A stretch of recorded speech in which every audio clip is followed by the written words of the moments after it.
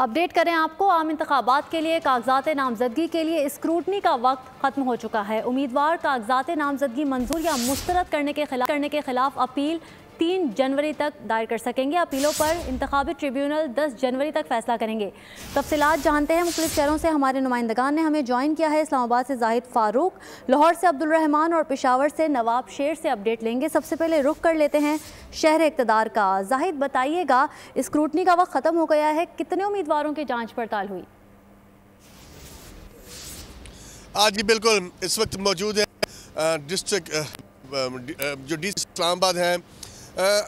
Total Islamabad के 3 हल्के हैं, 46, 47 और 48।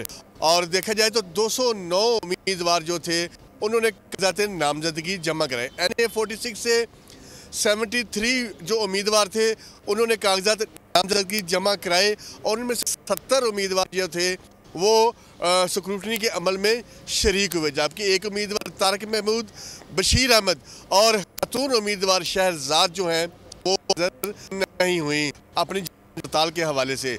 NA 47 के हवाले से देखा जाए तो 75 उम्मीदवार जो थे वो उन्होंने कागजात नामजदगी दाखिल कराए और इस 5 रोज़ा स्क्रूटनी के अमल में 75 के 75 जो उम्मीदवार थे NA 47 से वो हाजिर हुए, अपनी स्क्रूटनी का अमल मुकम्मल कराया।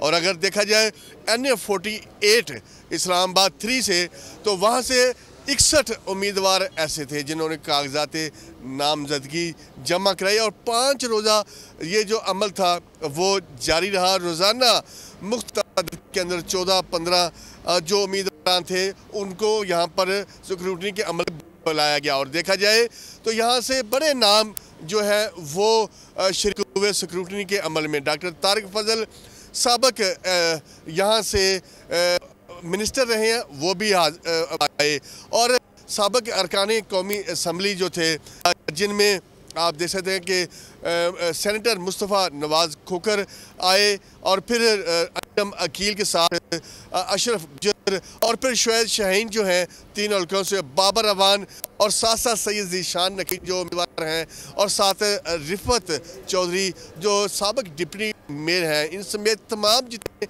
उम्मीदवार थे वो इन 5 दिनों में इस अमल के अंदर शरीक हुए और आरोज़ जो हैं वो इस वक्त दरवाजे बंद कर लिए हैं।